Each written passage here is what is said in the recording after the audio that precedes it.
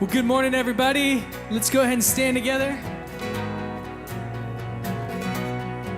You're calling me over. You're pulling me close. With love, you surround me. You give me hope. Yeah, yeah. You're taking me deeper.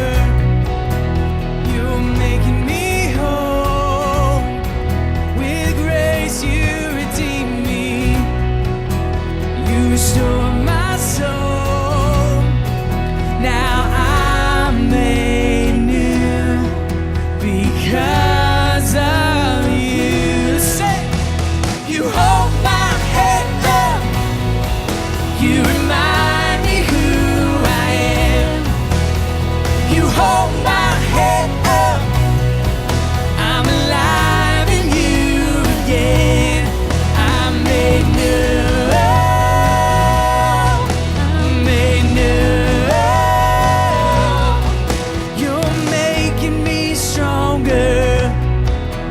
You're healing my heart. With your hands you hold me in. You set me apart. Now I'm made new because of you. You hold my head up.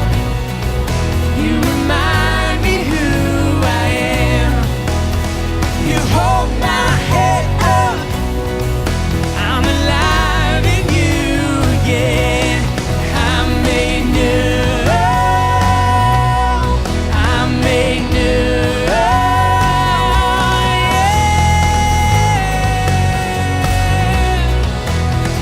Oh Lord, you are my salvation. You are my salvation.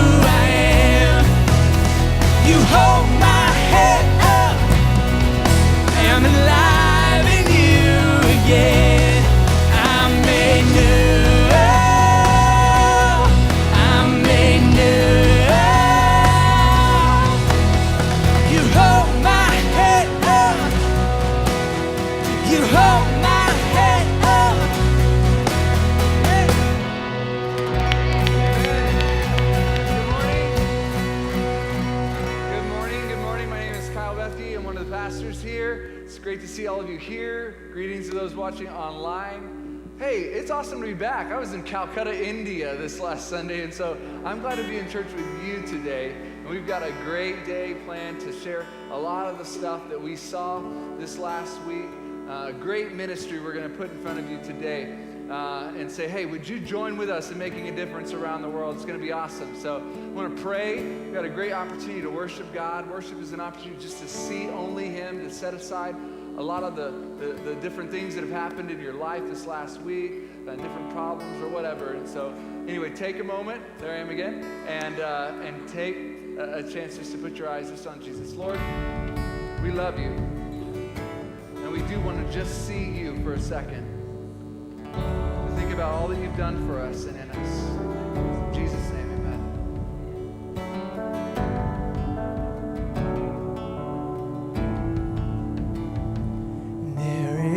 Power in His name, for the stone was rolled away. Mountains bow down before Jesus Christ, our risen Lord. Jesus Christ, our risen Lord. Sing, mighty Savior. mighty Savior, lifted high, King forever, Jesus Christ, crowned in glory, raised to life, the same power lives in us.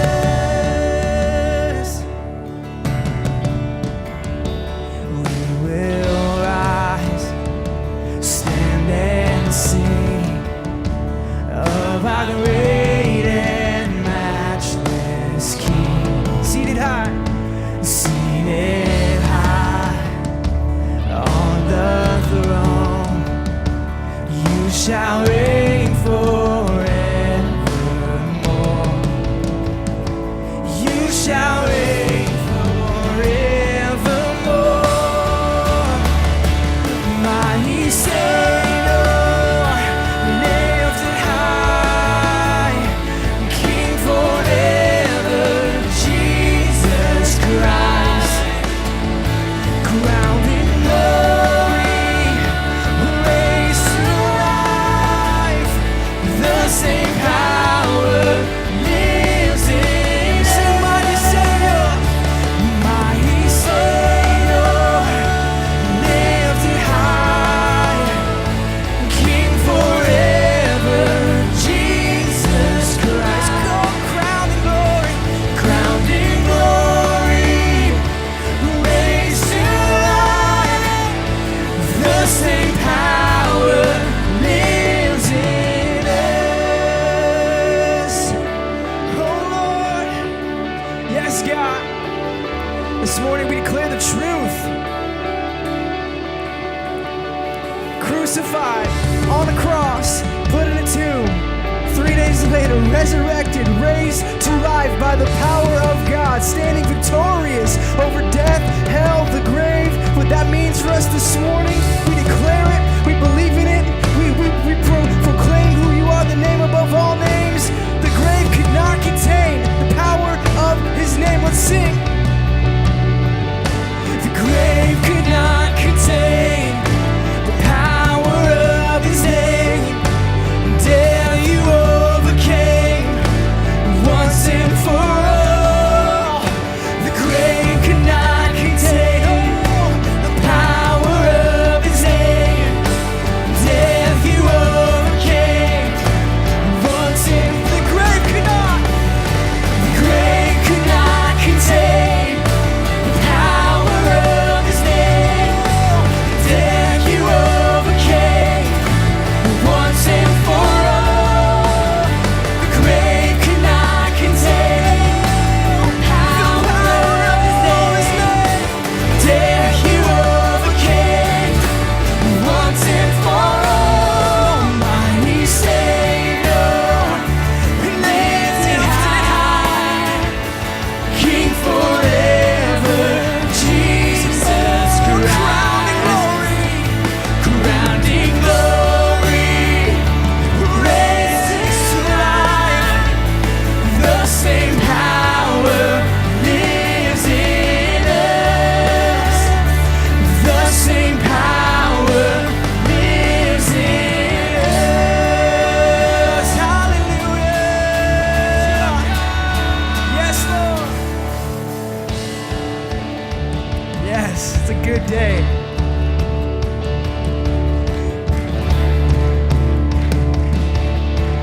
Sing. We will sing, sing, sing, and make music with the heavens. We will sing, sing, sing. Grateful that you hear us when we shout your praise. Lift high the name of Jesus.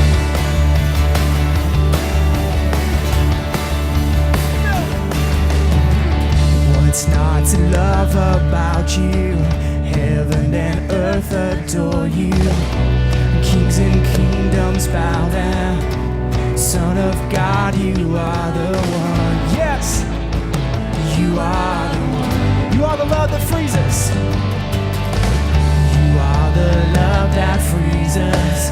You are the light that leads Jesus, like a fire burning. Son of God, you are the one. You are the one we're living for. Sing, sing, sing, and make music with the heavens. We will sing, sing, sing. Grateful that you hear us when we shout your praise. Lift high the name of Jesus.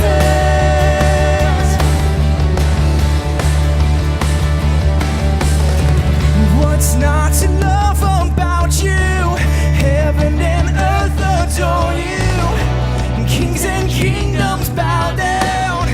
Son of God, you are the one. You are the one we're living for. Sing, sing, sing, and make music with the heavens. We will sing, sing, sing. Grateful that you hear us when we shout your praise. Lift high the name of Jesus. The name of Jesus. We'll sing, sing, sing, and make music with the heavens. We will sing, sing, sing. Grateful that you hear us when we shout your praise. Lift high the name. Sing, sing, sing. You make music with the heavens. Sing, sing, sing. So grateful that you hear us when we shout your praise. Lift high the name of Jesus.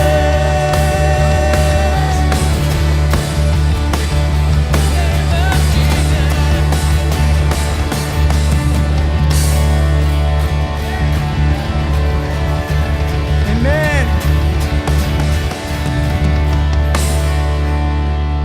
Awesome. Thanks for worshiping with us this morning. Turn to your neighbor and just say hi. Say you're glad that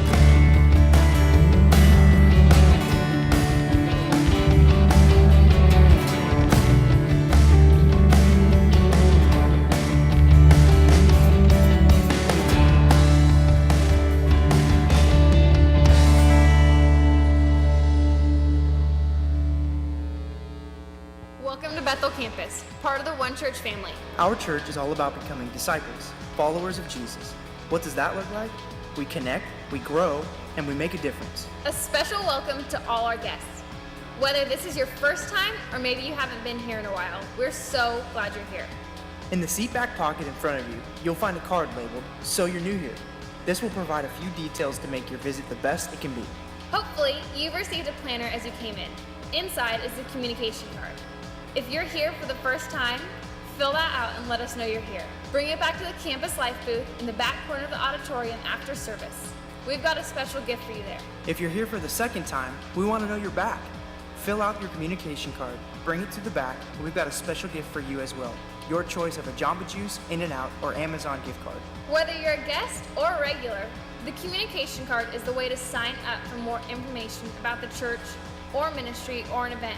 You can also request prayer or let us know of a decision that you're making today to follow Jesus. After filling out the communication card, place it in the offering, which we'll receive in a few moments. We're so glad you're here. And if you're with us today and you're a guest, if you're visiting, maybe it's your first or your second time, we really want to know you're here. And so just want to let you know we are so glad that you're here. And there's two ways you can find out what's happening here. Hopefully you got a planner on your way in. That's one great place to hear what's going on.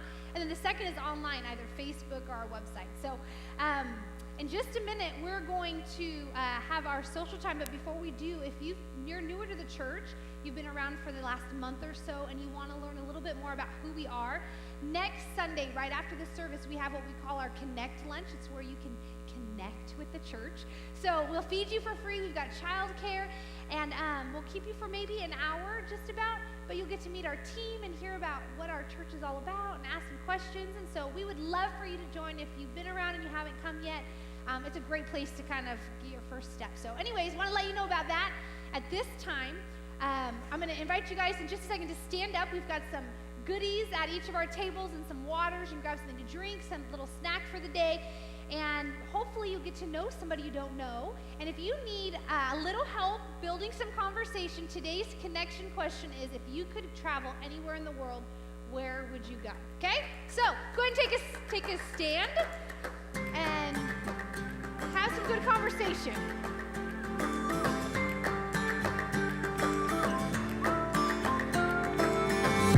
If you love somebody, better tell them why they're here, 'cause angels may run away from you. You'll never know quite when, well, then again it just depends on how long the time is left for you. I've had the highest mountains, I've had the deepest rhythm. You can have it all, but now keep moving. I'll take it in, but don't look down. 'Cause I'm on top of the world, eh? I'm on top of the world, eh? Waiting on this for a while now, paying my dues to the dirt. I've been waiting to smile, eh? Been holding it in for a while, eh? Take you with me if I can. Been dreaming of this since a child. I'm on top of the world. I've tried to cut these corners, tried to take the easy way out. I kept on falling short of something. I could have gave up then, but then again I couldn't have, 'cause I've traveled all this way for something. I take it in, but don't look down. 'Cause I'm on top of the world, eh? I'm on top of the world, eh? Been waiting on this for a while now, paying my dues to the dirt. I've been waiting to smile, eh? Been holding it in for a while, eh? Take you with me if I can. Been dreaming of this since a child. I'm on top of the world.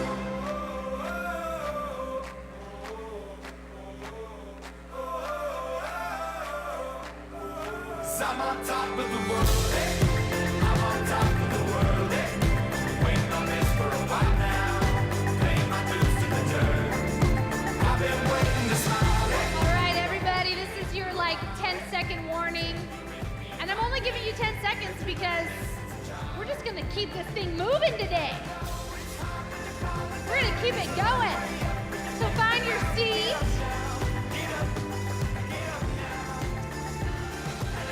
And as you find your seat, does anybody else? You're not even listening to me, but I'll just keep talking. Does anybody else feel like dancing when that music is on? Is it just me? We got some dancing happening right here. Thank you. Thank you very much. Feel like moving a little bit? Okay, I want to give you guys just a few reminders as you find your seat, and I'm going to try to be as interesting as possible for you so that you'll listen. Are you ready? We have baptisms coming up March 1st. Sign up. That was dumb. Okay, listen, if you want to be baptized, they're the best Sundays ever, and so sign up on your communication card. Next Sunday is our baptism class. So it's kind of important if you're interested in being baptized to let us know. So that's coming up. Parents' night out. Any parents of kids, like 6th grade and under in the room? Any parents of kids? Don't be shy. I know you don't want to admit it. It's okay. I'm a parent of a child. On February 27th, that's a Friday night from 6 to 9, we're doing this thing called Parents' Night Out. It's the greatest thing ever. You're going to come drop your kids off here. It's $10 a kid or $25 for your family of children. So those of you who are like the Duggars and you're like 19 kids and counting, it's only $25 for the night. And it's not just childcare. Your kids are going to learn about Jesus. They're going to have so much fun. They're going to be discipled. And so your kids are going to come home being like, that was so much fun. And then you're going to think, I got a date night for 10 or $25. Can't beat it. Fingerprinted adult leaders, it's amazing. So bring your kids out for that. You'll love it. Dave Ramsey is any Dave Ramsey fanatics out there? Just me. I'm obsessed. Okay, not just me.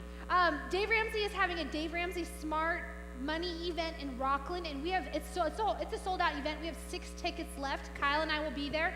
If you're interested, sign up on your communication card. You might be lucky to get a ticket before the end of the day. One of our core values as a church is that we believe that smaller groups are vital for life change. So let's say you've been here at this church for a little while, and you like coming Sundays, but you think, how do I get more involved? I feel like I want to grow deeper in my faith. I feel like I want to meet more people. How do I do that? Our community groups is how you do that. And if you're interested in figuring out what a community group would look like for you, I want to invite you to Group Link. That's where you get started. So Group Link is on March 15th, 6 to 8. Come on out. It's like speed dating a little bit. Some of you haven't done that in a while. You'll love it. So come on, but it's not really speed dating.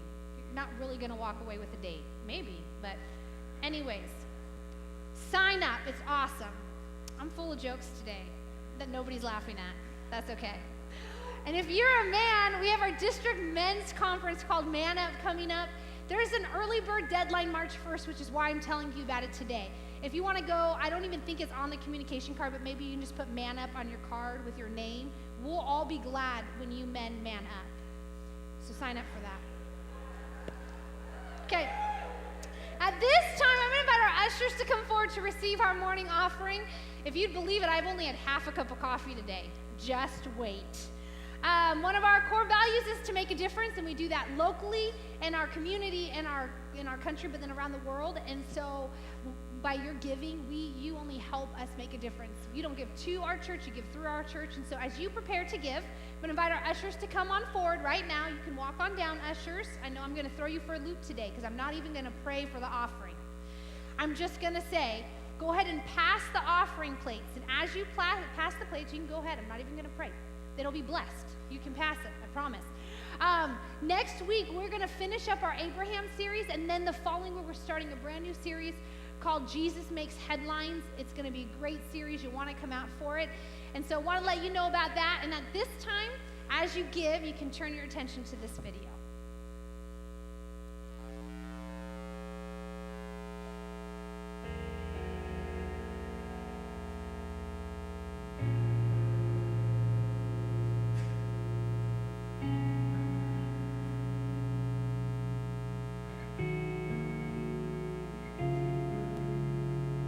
Calcutta, India, a city of 15 million people and 17 square miles. The people who live here used to have no hope. No hope for simple health care. No hope for education. No hope for disabled children. No hope for the hungry. No hope for the hurting. No hope for Calcutta.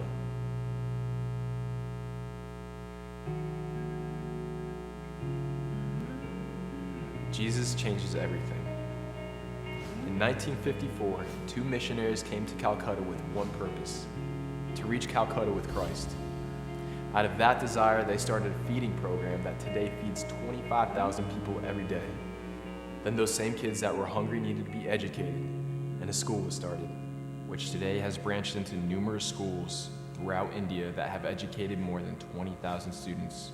And the mission was not just to educate the impoverished children, but also the disabled. Our blind school is home to more than 100 blind children and educates them through Braille, English, and vocational training later on. It wasn't long after the first school started that they realized that children and their families needed quality health care which they could not afford. So in 1977, Calcutta Mercy Hospital was built, which provides free medical care to 40,000 people a year at the hospital and their 18 rural clinics. But it couldn't just stop there.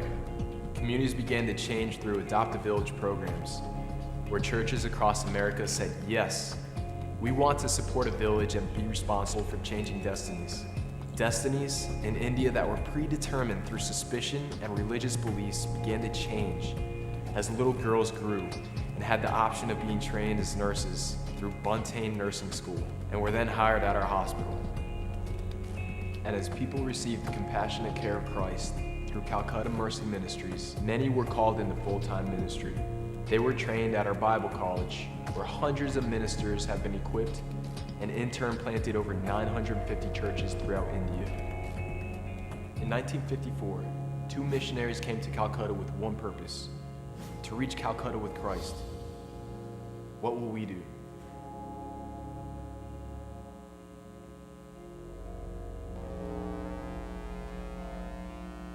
Hello, there we go. One of our distinct values as a church is we're a church that is committed to reaching the lost locally and globally.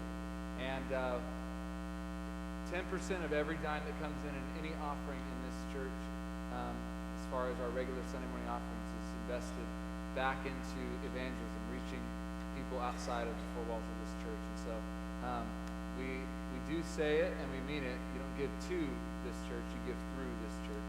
And today is a great example of that, because we're going to be talking about the ministry of Mercy Calcutta. This is my friend Terry Allen. I've been on 2 different trips with Terry now to Calcutta, India a year ago. I went with a group of pastors, and then we just got back on a second trip with you with a group of pastors. Terry's a good old boy from Tennessee. Tennessee and Texas, for whatever reason, I feel like there's a brotherhood there. I'm not quite sure. Maybe it's just that they're both spelled similar, but that's where our affection, Davy Crockett, he was born in your state. He died in my state at the Alamo, greatest battle in the history of the world. Just kidding. Just playing, but no, I'm not playing. But no, okay, moving on. There is so much Southern pride happening on the stage right now. Yeah, Marcia's I'm ready to back way out. out of place. But no, but that's where kind of my love for you ends, right there, because It's horrible. there is something that's a problem about you, Terry. You are. Just because I represent the greatest football team on the face No, of the that's earth. not true. That's not true. Boomer Sooner, baby. Boomer Sooner. So Terry is an OU Sooner fan, Oklahoma, and of course I'm a Texas Longhorn fan, and they are my most hated rival. Okay, Cowboys 49ers. Stop that right now. You're about to we see- got bad blood between the Niners and the Cowboys, but the Longhorns and the Sooners it is really ugly. And so anyway, I wore my Longhorn shirt on the plane Yes, ride. you did. Coming over, I don't know if you noticed that. But anyway, besides that, I won't Cowboys apparel. I just try to keep it relatively clean on the trip. But anyway, it's good to have you here. Tell everybody what you Good to be do here. for the Ministry of Mercy Calcutta. I represent Calcutta Mercy. I've been with them about 2.5 years. Prior to that, I was in the district office as the youth director for the state of Tennessee and CE director. And God has shown fit to partner my life with this ministry in Calcutta, India. And we're privileged to be a part of your lives as leaders and also your lives as a church. And so thankful that you went on the trip with us and we were able to sow into your life, and now hopefully you're going to sow into the ministry. Yeah, we are. And here's the thing. We're going to try to take the next 45 minutes or whatever it is and do our best to tell you about an enormous ministry and all that they do. And it starts with the city of Calcutta. Calcutta is in eastern India, in the state of West Bengal. You'll hear that name throughout the presentation. But the city itself is 9 by 4 miles in area. Okay, that is roughly the size of the Dallas-Fort Worth Airport is what it's often equated to. But to put it in perspective for Modesto, I looked this morning at 3 a.m. when I woke up. I wasn't able to sleep with all the jet lag. We both woke up, and so we were looking on MapQuest, and if you draw a box 6 miles by 6 miles, that's 36 square miles, same as Calcutta, from Kiernan and Salida over there, up in the corner, to Claus, and then from Clarentina, Crossroads Riverbank area, down to Hatch. That's 6 by 6 miles. In that square block, the size of Calcutta, there is 22 million people. And about 50 million cabs. That's what it feels like, doesn't it? Yeah. Rickshaws, of course, there's little Rickshaws, carts that people run bicycles. around, bicycle cabs. There's any kind of vehicle to get around possible, it's there. And so it's an incredibly big city. India was colonized by Britain, so there's a lot of infrastructure, but there's so many people, and the weather is such that it is just a crazy place. There's a lot of big cities. There's a lot of slums, too. So you have the high-rise buildings just jam-packed, and then You'll see some pictures on the screen throughout. But then you'll also see some on the opposite end that are just incredibly lowest of the low. A year ago, I went down into the slums, and that's actually my camera phone taking that picture. Terry, what's that there, the platform? Well, if you look to the left over the water with the canvas around it, that's where they go to the restroom. It's the most deplorable situation you've probably ever seen human beings live in. 70, to understand the poverty and the plight of India, you have to understand the economic conditions. 70% of all of India lives under $2 or less a day. 40% live under $1 or less a day.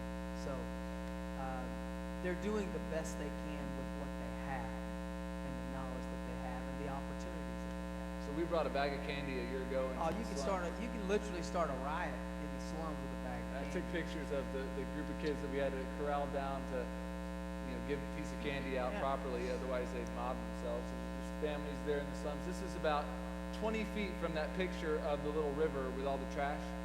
That right there, that's about 40 feet. The other picture was about 20 feet from there. I mean, I literally turned around and sat and kneeled at the bank of the river, took a picture. I don't know if we had that one. And then I turned around and I gave them candy. Everything's a fight for space. Everything's a fight for food. Everything's a fight for money. I mean, that's why you'll have people scouring through the trash to find something to recycle or something to eat. That's why, it's amazing because this last time we did the boat ride, were you guys on that day? Yeah, we went went off across the boat the- into the. So Oh there's yeah, a we dove picture- off into the mass of humanity. It's funny when you're talking about space because in India, the train stations and the boat areas, those are the most populated areas. So when someone's getting off of a train or getting on the train, they do it at the very same time. They don't allow you to get off the train before they orderly get on. And so it's a fight for space. It's fun. amazing. So in a second, we'll talk about Mark and Hulda Buntain briefly because Hulda's going to be with us in May 3rd. She's her and her husband were the people who started this whole ministry. It's going to be incredible. So we're not going to tell all the Hulda stories today, although they are just incredible to hear, and the Mark stories. But they arrived at this dock, in 1954, I believe, and we got to cross this river and show them the pictures of there you go, across the river there were people, again, my camera phone here, you see the masses going across the bridge behind these people bathing. Go back to that picture with them bathing.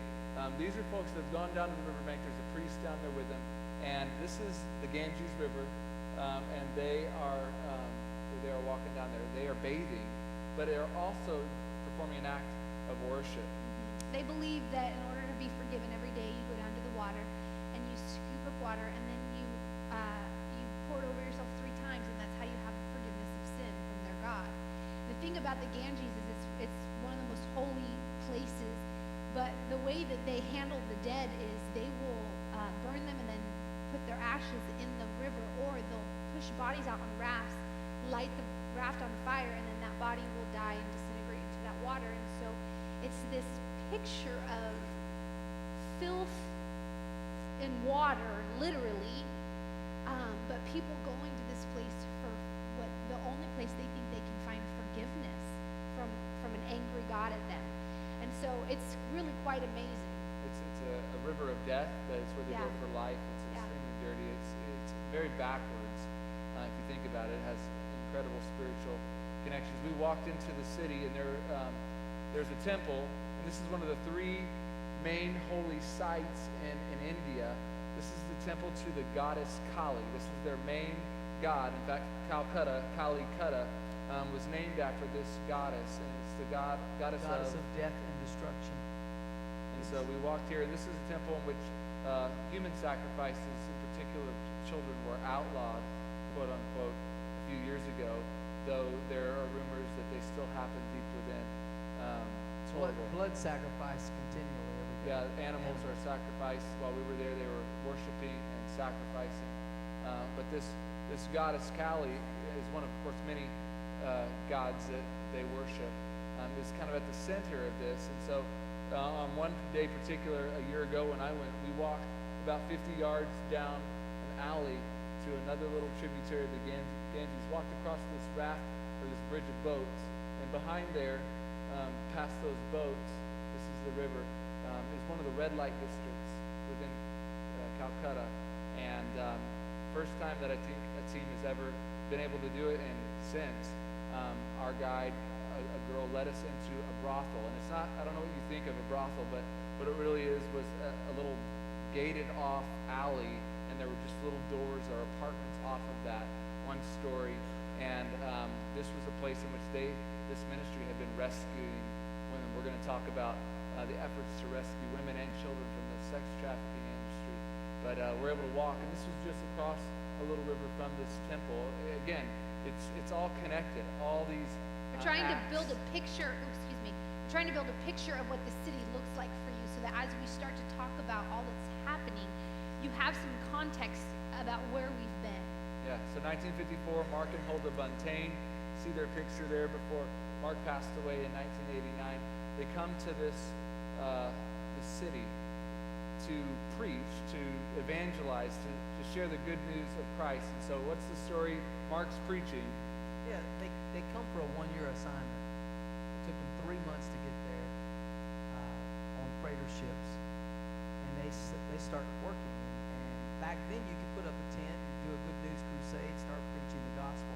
Today, that's illegal to do, but back then they were doing it. So they had hundreds of people underneath the tent, and I don't know exactly how long they had been there. They'd gathered some people, but Mark is preaching, and all of a sudden a beggar stands up in the crowd and says, "If you'll feed our bellies, we'll listen to you about your God."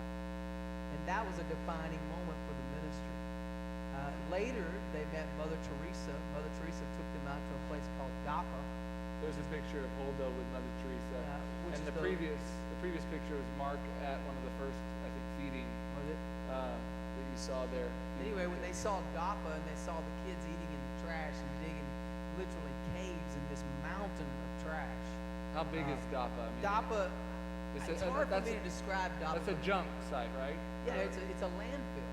It's a landfill where trucks just continually, 24 hours a day, come in and dump trash. But it is so large, it looks like the horizon when you're driving up on it. It looks like a mountainous horizon. It doesn't look like a destination, then you leave the destination. It's incredibly large. They actually have people die in Dapa every year from digging caves in this mountain of trash, trying to find stuff to recycle, stuff to eat, whatever. And when they saw the kids scouring the trash, they thought there were rats at first from a distance. Then they got up on it. It broke their hearts, and they said, "We have to do something." And Mother Teresa, to be frank with you, she said, "I'm asking you to help me feed these kids." She said, "My church is not doing anything right now to help me. Will you please help me?" And out of those two moments, the beggar standing up in Dapa started the feeding program. At its height, we fed 25,000 people every single week, 6 days a week. Now Yeah. 10,000. So, of this ministry we're talking about, I mean, all the different facets of it, we're going to cover probably a third of them today, but their goal is to feed, educate, and provide quality health care throughout Calcutta. And we're going to give you some numbers and different things. For this amount of money, X can be accomplished. And it's pretty powerful if you think of it. The centerpiece of this is a 4-block square property in the middle of the city. Again, Hulda will share the stories of the miracles that happened there. But you can see the church that's built on the property there. We had different worship services a year ago, and then this year in that. Inside is a great sanctuary that I was able to preach at this last time. Preach the youth 14 service. services a weekend, 9 different languages. Yeah, that's incredible. So this 4-block property, there's a church, there's a hospital, there's a school. And then there's a tower that basically is office space that they use, but they also rent out for profit back into the ministry there. Again, we'll tell all the stories of how this, on May 3rd, how this came about. But to talk about the feeding, 10,000 people daily are fed. That's down from 25,000 because they aren't just into, the ministry is not just into, the church operates the feeding program. So they follow up with each family, they assess their need, and so they've only allowed the people with the greatest need, 10,000, to come, not just people that are milking the system. And again, I think that's important. All of you are investors into an opportunity like this. And I want you to know that this ministry and we have done our homework to put before you a valuable opportunity for investing, one that takes special care to make sure there is the right need being met, the true need being met, and dollars are not being wasted. And so 10,000 people are fed on a daily basis. There's some pictures. Here you go. You'll need them in a second. Paused, we're the largest purchaser of rice in all of Calcutta. 2 tons of rice are cooked every morning beginning at 4 a.m. Did you see? just to serve That's the pretty people. good. Catch. Did you see that huge pot? These pots, they do. I didn't mean to cut you off, No, Terry. no, no. Sorry. Listen, I can't do a pot of rice this big at my house without the bottom being burnt, the middle being kind of mushy. So unless it's partially, it's because I'm not talented, but it's the reality. They have mastered. I mean, the amount of food that they provide. They have to cook every day to feed 10,000 hungry bellies 6 days a week. It's Yeah, unbelievable. and they're gonna in a second. I tossed back my keys because there's a drive on it. They'll put some pictures of actually the feeding, but this is them preparing the food here. To feed 10,000 people for one day is $2,137. Did you know you can feed 10,000 people for just over $2,000? It's incredible. To feed 10,000 people every day for 1 year costs $780,000. And that breaks down to $78 for one person to eat for 1 year. One person can eat for $78. That's all. So those are some of the numbers. Again, this is the kitchen. They're Many times that's their one meal a day. Yeah, That's it. that's a good point to make. Yeah, I last year there's pictures that they have that they might get up, but there is. This is the lines right outside, across the street from the church. Lines of people getting food there. Behind the camera here, I'm actually scooping up the rice and the porridge stuff to give the people from that little hut there as they hold out their bags, not even dishes, their bags for food. And so that's what's happening in the area of feeding. And let's talk about the primary schools if we could. Sure. When Mark Fontaine would see the children on the street, the pavement dweller kids on the street, he realized that you could not help a kid get out of poverty over there unless you could educate them. So you had the caste system that was very deep and wide that would not let a pavement dweller kid even go to school in a place with others. So he said, I will start schools, and he said, I will prove to this culture that we can educate kids of different castes side by side. He put a uniform on them, same uniform. Every kid looks the same. Didn't tell the teacher which kid came from where. And we started schools. And we now have 102 schools, 32,000 kids last year went to school for the glory of God. Wow. We have one of the top 3 or 4 schools in all of Calcutta, accredited school. That's the 2,700 student school on the property. And it's incredible what God has done. So watch this video because it shows how a school kind of gets started out in the community areas. Once upon a time, there was a village with lots of people. The people loved each other and lived in harmony. They all had beautiful homes and shared most everything. They had to pay to take a bath, running water, and worked very hard to maintain the village. The children in the village knew how much their parents loved them because they spent long hours at work to provide for them. Sometimes the children were alone, but they were always happy. They played fun games and enjoyed life in the village. One day, the parents told the children that they would grow up to be the providers of the family. This worried the children. The children wondered how they would provide without knowing how to read and write, without going to school. School was never an option for the children of the village. Only wealthy children went to school. Then one day, the stranger came to the village to talk with my auntie. They told her that they would like to provide free education for the children of the village. They told her that they would teach the children English and how to read and write. The children were very excited, and their school was called Project Rhino. When the first day started, the children could not speak English, but the teachers were very kind, and the children learned quickly. Almost a year later, the children are the happiest yet. They made lots of new friends. They can read and write in English, and the parents were so excited about the future. Thank you for sponsoring a Project Rhino Child and my village. We love you!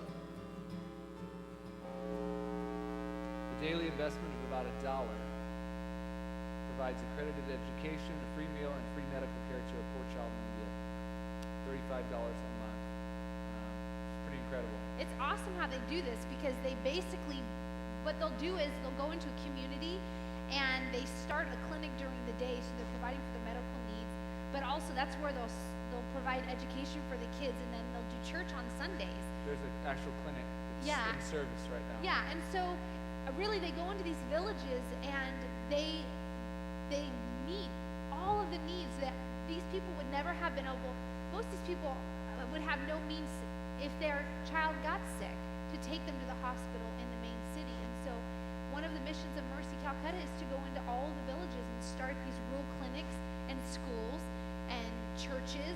And then there are pastors who go into homes and follow up on everybody that they see medically. It's really incredible. $1,000 a month funds the operations of one of these clinics. And again, they're adopting a village Yeah. with a school, a clinic, a healthcare clinic, and then a church springs up there. And it's a pretty powerful thing. And another location, a boys' home has taken place. There's a picture of Terry taking a picture in between a bunch of beds. There are some of the boys that live there. Marcia, you talked about this moment. So we walk into this boys' home, and they are the most polite. Look at how neat their beds are. They're made perfectly. But the stories of these boys, they range between like 7 or 8 years old and 18. There were probably 8 or 10 that were living there at the time. And I know 2 of the boys, their mothers were in prostitution, and so they had no fathers, and so they were brought to this boys' home. A lot of these boys are abandoned. They have no parents, or they have no father, and their mothers couldn't take care of them. And so One had been there a year, and he so was one 8. little boy was 8 years old. He'd been there a year. His mother was in prostitution, and he's been adopted by all these older boys who basically just loved him and encouraged him. And there's a couple there who have one son who's raised and on their own, and they have chosen to rent out their little flat there in India, and they live on this Bible college property because it's where they house these boys, and they are auntie and uncle to these boys, and they raise them and they love them and they share the love of Jesus with them. It is unbelievable, the hope of these boys. Now the thing that stood out to me most was That's outside the boys' home there. as we would go and we'd meet people that worked, like grown adults that worked in the hospitals, that were teachers, that were doctors, that were pastors, that were running the printing clinics. We'd meet these people. Hey, so nice to meet you. And they'd say, I was a little boy that grew up in that boys' home. Or they'd say, I'm a product of the feeding of the feeding program here. And almost everybody that we came in contact with that worked for the ministry as adults were people that came through the ministry as kids. And so these are people who are finding hope and education, and then they're giving back. It was unbelievable. There's no greater example of that than Victor, who ran the clinic. Yeah. Victor's a young, he's in his 60s now, so I'd say a young man. But his story was he was a child and he was taken out of his regular school because his dad had tuberculosis and they couldn't pay the bills. So Mark Buntain came and saw him on the street, said, how come you're not in school? Found out the story, took his dad to the hospital because he had tuberculosis. Now this man was an idol worshiper, he was an extreme Hindu, and Mark Buntain said, give your heart to Jesus. And he said, no. And he took him to the hospital anyway. So you don't have to be a Christian to be in our hospital. You don't have to be a certain religion to be in our hospital. And that's what's speaking to the community. Anyway, through a series of events, they got him medical treatment. And Victor tells the story. They took him in there. He was dead. They said he was a dead man walking 2 weeks away from dying. And basically, after the Lord touched him, he lived to be in his 90s. And they have 100 family members all over East India who have accepted the Lord Jesus Christ because of that miracle of taking him to the hospital and just praying God's Spirit over him. And he leads the part of the And ministry. he does all of the printing. Which, again, Speed the Light promo here you used to give to Speed the Light. That's a Speed the Light printer. It's an older one. That's not Victor himself, but I mean, That's the location. Yeah. Anyway, this is a guy that that has gone to fund the ministry that has sent out all kinds of publications throughout this ministry in all of India. Yeah, so from 6 or 7 in the street, in the sidewalk, Feeding looking for his program. first meal. Yep. There are black and white photos in his office behind his desk of where he was in the feeding line with Mark Fontaine. Yeah, well, that was the picture that we showed at the very beginning of the Mark with the feeding line. But you can multiply that over and over and over throughout the whole ministry. So at that boys' home location is also the Bible college, and again, you heard in the first video, all this progressed into, hey, we need more pastors, we need more ministers, and every graduate that graduates from the Bible college is responsible to go and plant a church. So over 900 churches have been planted in India since 1954 through the ministry of Mercy Calcutta and Mark and Huldah Buntain. And it's powerful because now this is all part of the Adopt a Clinic or Adopt a Village, rural clinic, school kind of philosophy. It's all this big cycle of doing something that is lasting, that's self-sustaining. To send one pastor, one church planter through Bible college, it costs $100 a month. That's all. And so, anyway, we'll tell you in a little bit. We're going to be a part of that. And it also led towards the Buntain Nursing School. See, in India, women are second class. Terry said it this way, first service, and it was really good. They are last. And so in a home, the children, the husband or the man eats, the children eat, and if there's anything left, a woman will eat. Women very often are not educated, 40% illiteracy, and 40% of women in India are illiterate. yeah, and if you can hire between a man or a woman, you hire the man. And so It leads towards a neat malnutrition, thing- which a lot of the cleft palate and different things we're going to show you at the end of our presentation are because women are not. They're last. Yeah, women are last. So the neat thing that's happening in West Bengal, it's against the law for a man to be a nurse. And that's because they're trying to provide a place for women, right? And so what it's done is it's provided a place for women. And so the Buntain Nursing School is amazing because it's changing the future and the hope for an entire gender in a nation, really. And so we see all these girls all of a sudden have value placed on them, education, a purpose in life, and to send a student through nursing school is $250 a month, which is incredible. It's changing futures of families, really, because the other end of that and the depravity of a culture that just doesn't have much is that a lot of times women end up prostituting themselves so they can feed their babies. And so all of a sudden you have a young woman who can either be educated and be a nurse, or most likely will find herself homeless, prostituting herself. We've given women a chance through this. Yeah, and so I'm sure watch this video. This one's rated PG. Parents, just a caution there, but it talks about what we're doing to rescue people from the red light area of India. Some big, some small. We all dream to be something greater, to be someone who makes a difference. I dream of being a scientist. We dream of being a person who changes the world's direction. I dream of being a teacher. We dream of doing the impossible every day. I dream of being a doctor. We dream of fulfilling our passions. I dream of being a chef. We dream of rising above the ashes and becoming something greater than the generation before us.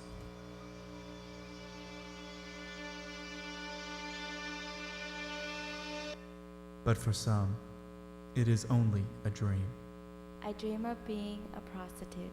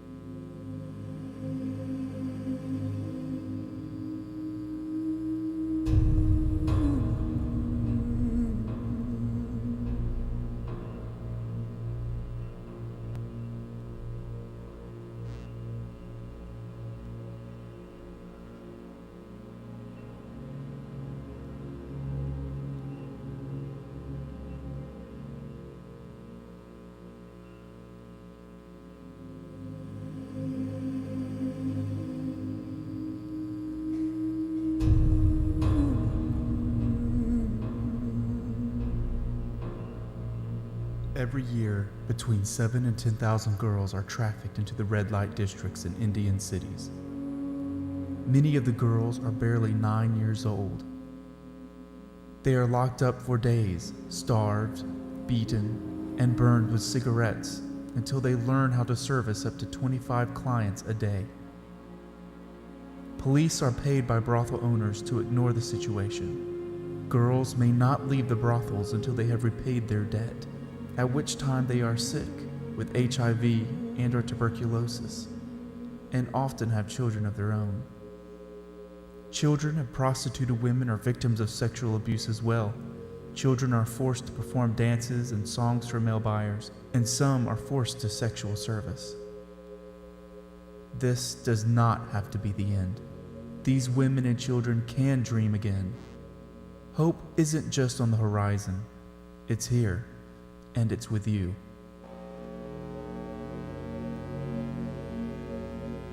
In a district of Calcutta, there is a red light district called Sonagarchi. Sonagarchi has, what they tell me, 10,000 at least prostitutes within that area. On the outer edges of Sonagarchi, you have the women. And you got to realize in these homes, you sometimes have 3 generations who are prostituting themselves. Grandmother, mother, daughter. In the inner workings or the inner square footage of Sonagarchi, they tell me that's where the children, they keep the youngest children. And they will lay a 4 or 5-year-old kid up on a table. They'll cover the kid with like a cloth. And then these perverts will come in, basically pick their kid out off of a table, and that will service them that week or that weekend. They also tell me in hotels, if you know the right people, that they'll provide you with a book.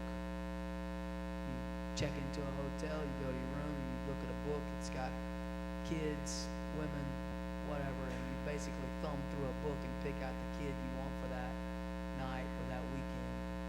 They'll get the kid from Sonagarchi, clean the child up, bring the child to your hotel, and these, can I just be straight, these scum of the earth will walk around the city holding these kids' hand. They'll even take them to dinner. You don't even know when you're seeing them that that's what's happening. But yet at night, they're ravaging these children for a weekend. So The this is what's happening. We tell you because there's something being done about it. One of the places we got to go was called Jewels in the Crown.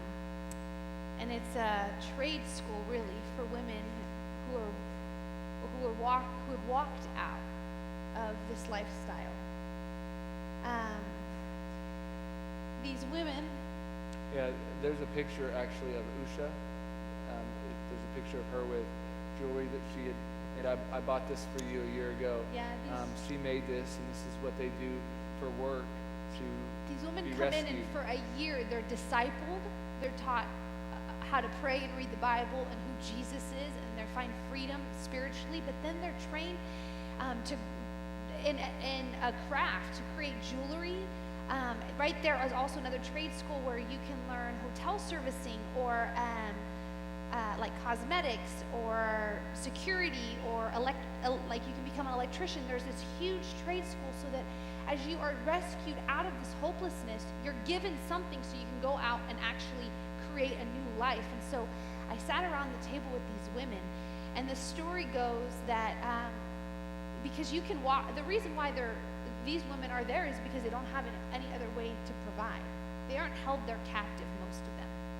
And so in the brothels, in this one brothel, so the women that are working at Jewels in the Crown with Mercy Calcutta will go there, build relationships. They sit on the steps of these brothels, they drink tea with these women, they meet their families, they get to know them. And over time, they tell these women there's another way. And when the women are ready, they'll come to this place that we got to sit around. And they told me that there's like a 3-month period there that the women are still in prostitution, but coming and seeing what life could look like outside. And at the end of 3 months, they're given the choice. Are you ready? Do you want to make this decision? And when the women say, yeah, I want a different way of life, they come, they commit to a year, they're discipled, they learn the trade. The amazing part for me was this. I didn't realize this, but these women still, most of them, rent a room at the brothel.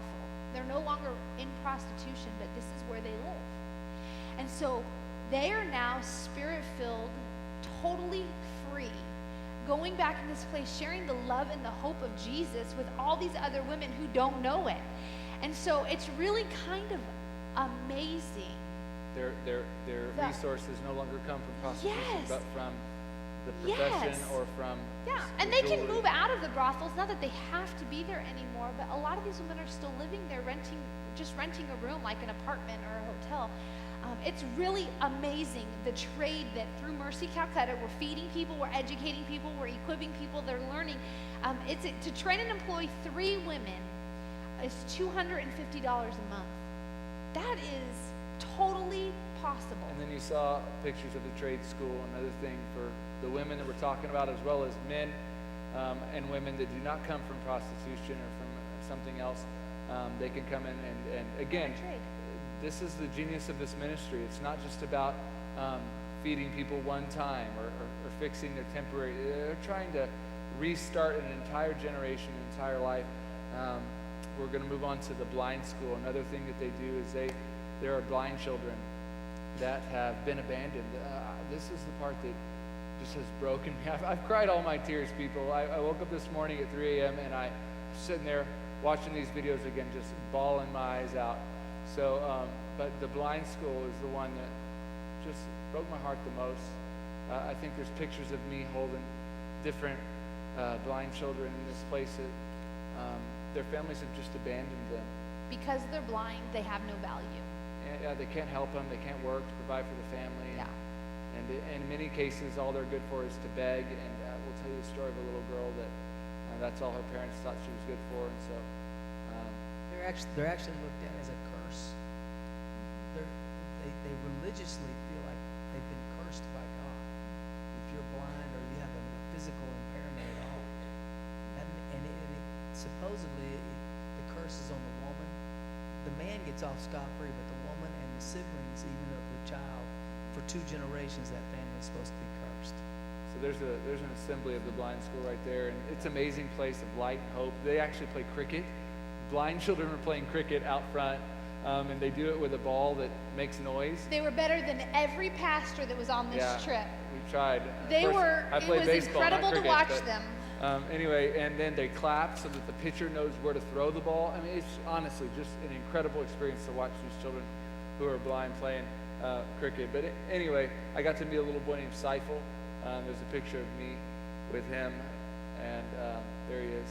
And I want you to watch this video that tells Seifel's story. India. It's the second most populated country in the world, home to 1.2 billion people. On India's eastern coast lies the state of West Bengal, which is the nation's 4th most populous state with over 91 million inhabitants. Calcutta is West Bengal's capital, and on its outskirts lies a small rural village. Meet Seifel. His story begins here. Seifel was born with no eyes and a mental disability that left his head deformed. Many villages throughout India believe disabled children to be curses to their communities. Seifel's village was no exception. As Seifel grew, his poor health and inability to walk became a great embarrassment to his family. One day, they left him alone at a garbage dump to starve to death. That's when Mercy found him. They took Seifel to the Calcutta Blind School, where children without hope are given a dream. The school staff worked with Seifel. In time, physical therapy helped him to walk. Today, Seifel laughs and plays cricket with other children who are learning to read Braille, brush their teeth, and perform other daily tasks so as to live a self-sufficient life. Seifel's family has since become an active part of his life again and makes regular visits to the blind school. They are grateful and amazed at their son's improvement. The Calcutta Blind School is a loving refuge for all those who have been cast aside due to their blindness. It is a place where children are empowered through education and vocational training. It is a community where they are nurtured, celebrated, and given the tools for a full and happy life. Help us continue to change the destinies of forgotten children in India.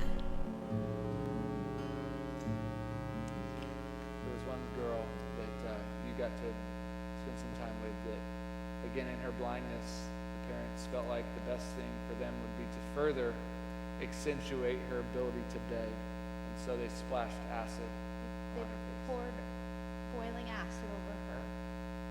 And this little girl, so I walked onto the property, and Danielle, one of the people who works with Mercy, called me over and told me her story. And this little girl, you would think you'd be heartbroken there, but all these kids have so much joy because they're taken such good care of by Mercy. And so I picked this sweet little girl up, and I'm holding her for a little while. You can see her there.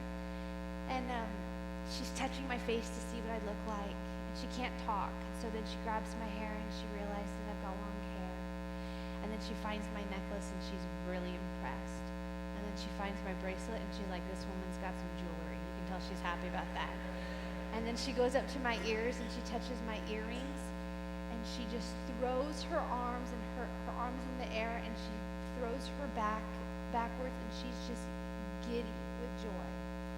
And I'm holding this sweet little girl thinking, like, Lord, the life and the purpose that all of these kids have, that a society, because they don't know better, throws out. But we have the chance to give them a hope and a future and love. And I watched their caregivers, I watched the women and the men that worked here love these kids and care for these kids. And I just felt like, if this were my baby, how would I want somebody to love them? And the things that are happening because of this blind school are amazing.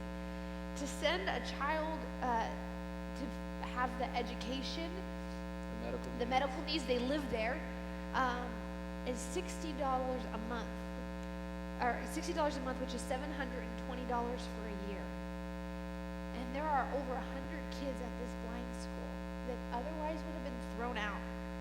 And it all traces back to the hospital, which is the centerpiece, it and the clinics that are surrounding the city, the care that they're able to provide. Watch this video that kind of talks about that as we get ready to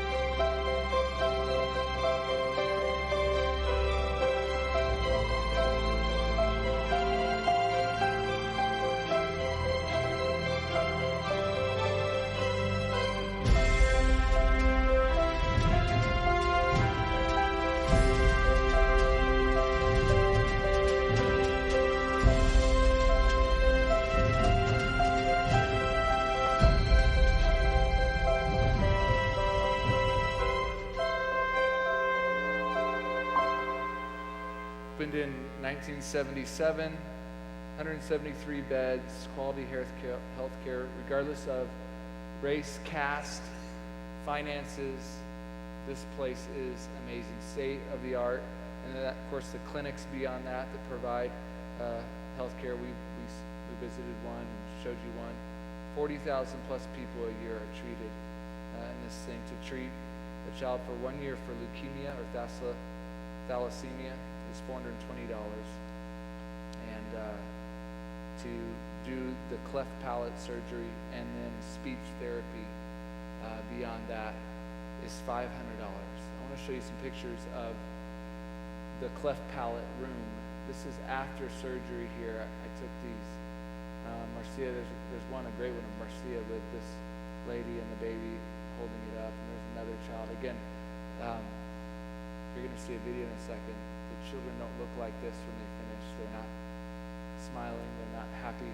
They're in pain. Of course, the parents here, they're a little reserved here, but thrilled, these moms, at what's happened for their children.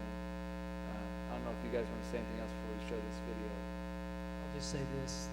It was born out of a crisis. The hospital was born out of a crisis. A child died in Mark Montaigne's arms in a state-run hospital because they wouldn't care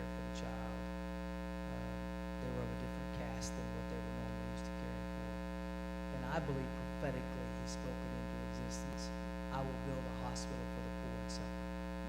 And he walked out, put primary care things in a shoebox.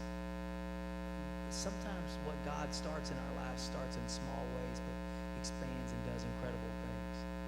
Put Band-Aids, topical ointment in a shoebox. Shoved that shoebox into the arms of a friend who was a nurse and said, here, help me start a hospital. That's And good. out of that, boom. I feel like the Lord is speaking to me about something I just want to say really quick. It's in obedience that we find the miracle. Sometimes the promise and the dream that you have or the hope that you have for something seems so big, how will it ever come to pass? But if you aren't obedient to put some medical things in a shoebox and find a nurse and say, let's take this first step, you'll never come to see the promise of what's to be. And so the obedience in the moment when you feel that God has spoken something to your heart is the paramount moment of whether you're going to see what could be or what won't, what will be or what won't be. Sorry. No, that's perfect. God does extraordinary things through ordinary people who will simply obey. And the hospital, every part of this ministry is a manifestation of flesh and blood, regular people who simply prayed, asked God for a plan, and then had the guts to go out and do it. I was most impacted in the hospital by the cleft palate whole operation. And so I want you to watch this last video.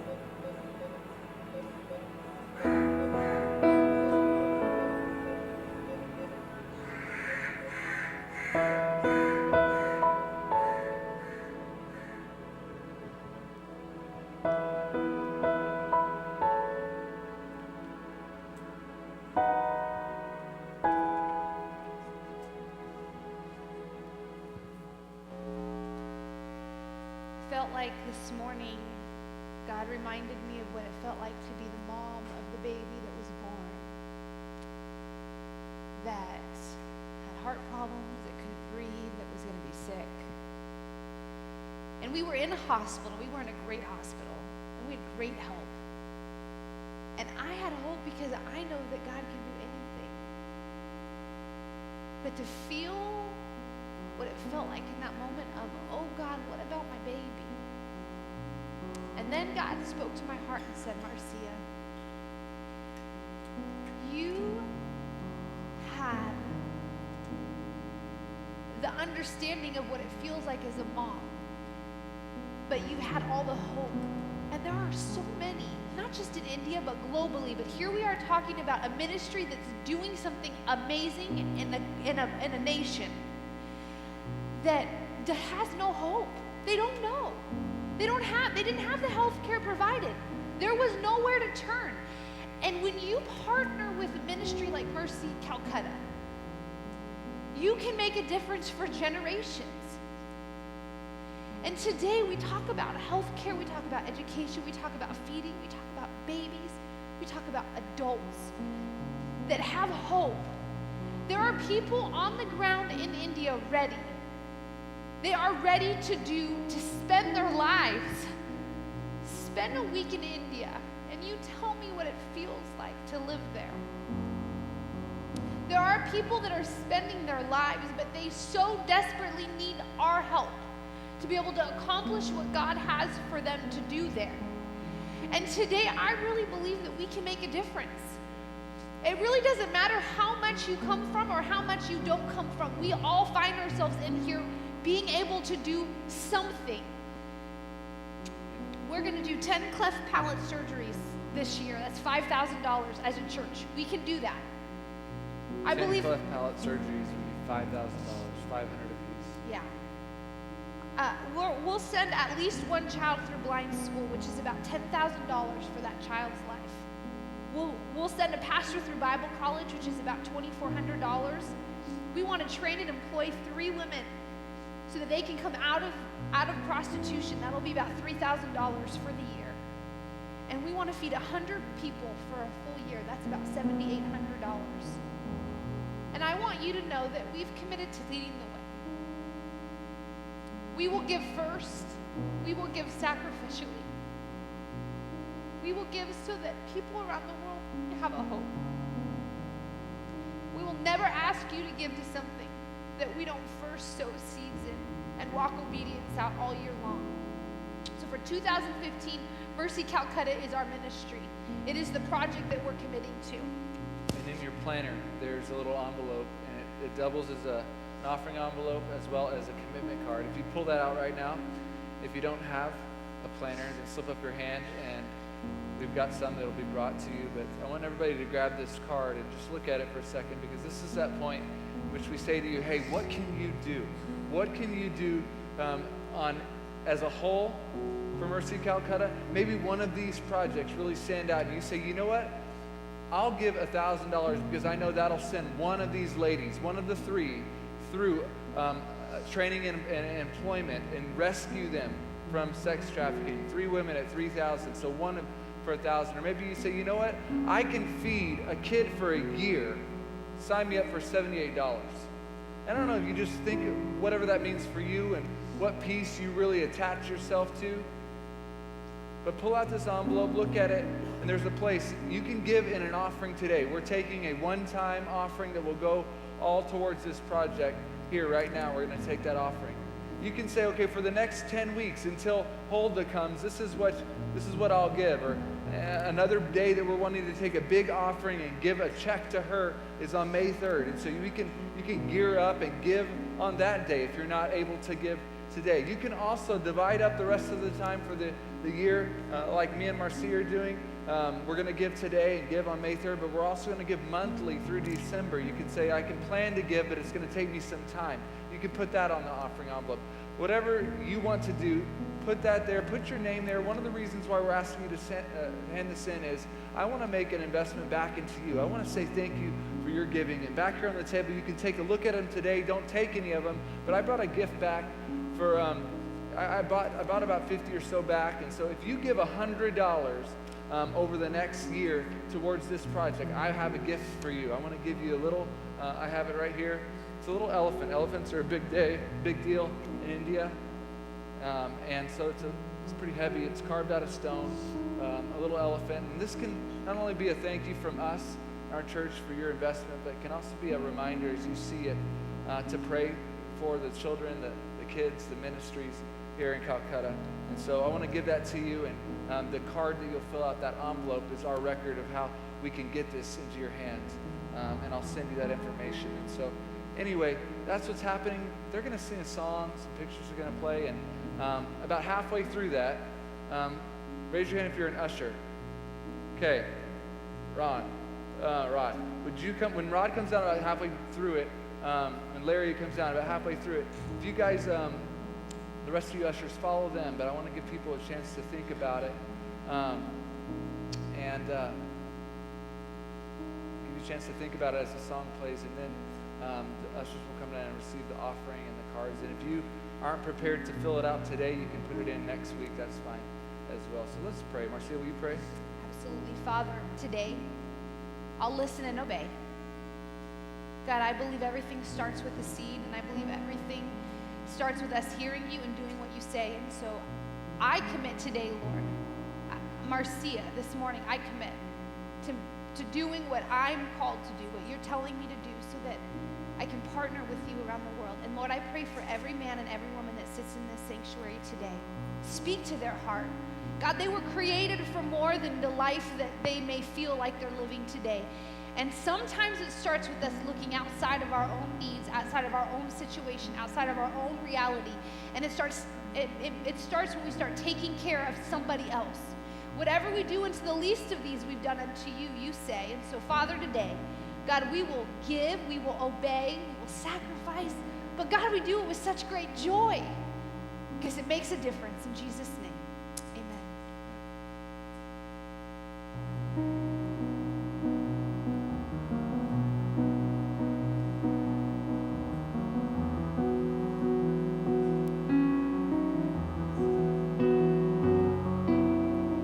Standing here in your presence, in a grace so relentless, I am won by perfect love, wrapped within the arms of heaven, in a peace that lasts forever, sinking deep in mercy. See, I'm wide awake, drawing close, stirred by grace, and all my heart is yours.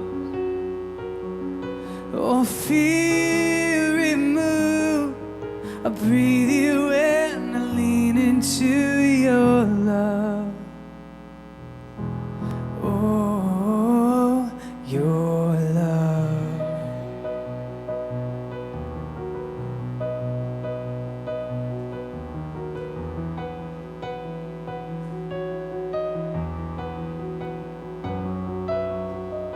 When I'm lost, you pursue me. Lift my head to see your glory, Lord of all.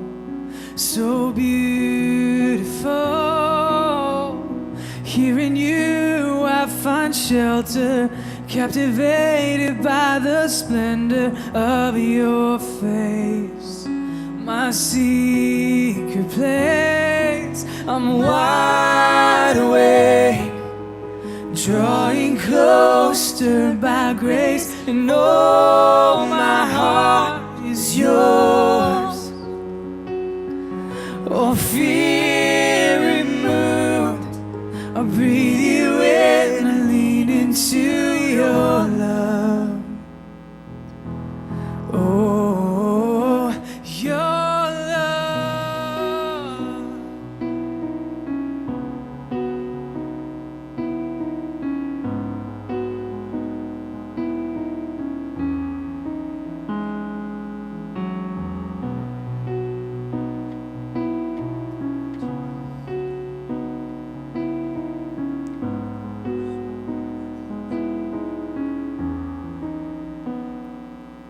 Your love so deep is washing over me.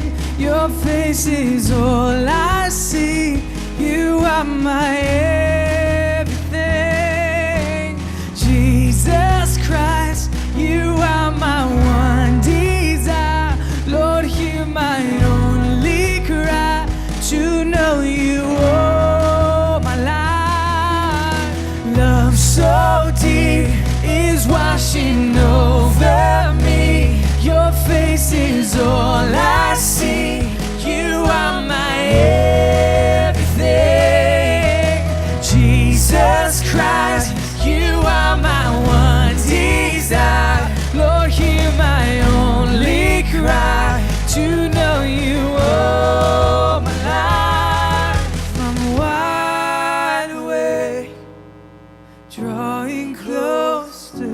by grace, and oh, my heart is yours.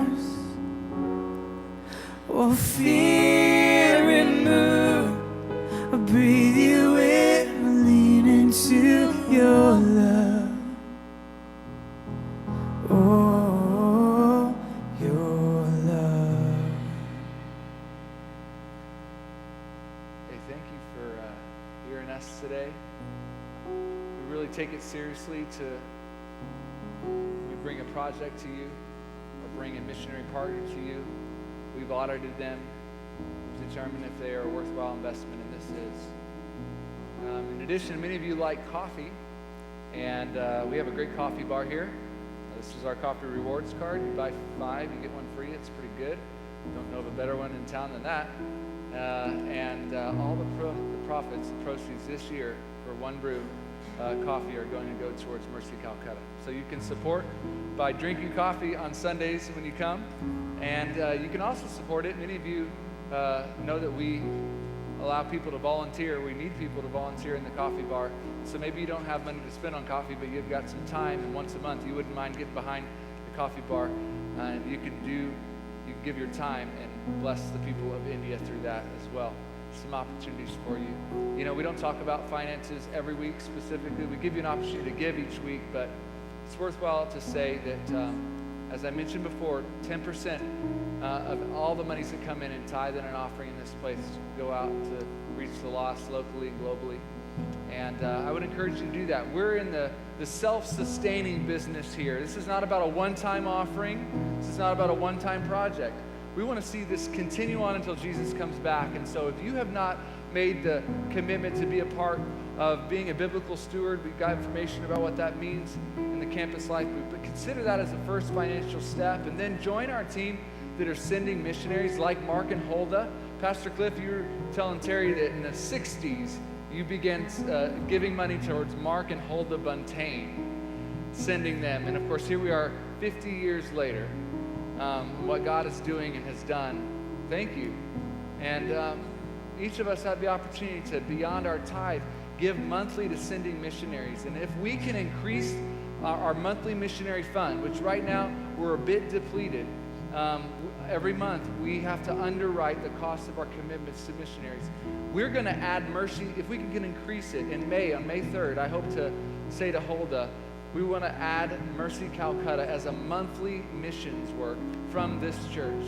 And so would you consider doing that as an additional step beyond tithing? And of course, these projects you can give to above and beyond those 2 core things that we do. If you had to ask me what are the 2 most important things I can give my resources to in this church, I would say tithing, and I would say monthly missionary fund.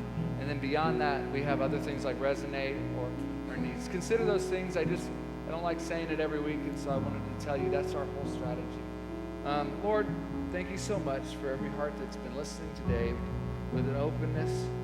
And we just pray as people go, they walk in your blessing, as they've been obedient in the area of finances, I pray you bless and provide for them in their day-to-day lives like never before. There's people out here that are waiting for a miracle. And today they've sowed a seed towards that. We've sowed seeds not just towards our future, you providing there, but what you're doing all around the world. It's incredible. So, Lord, we love you.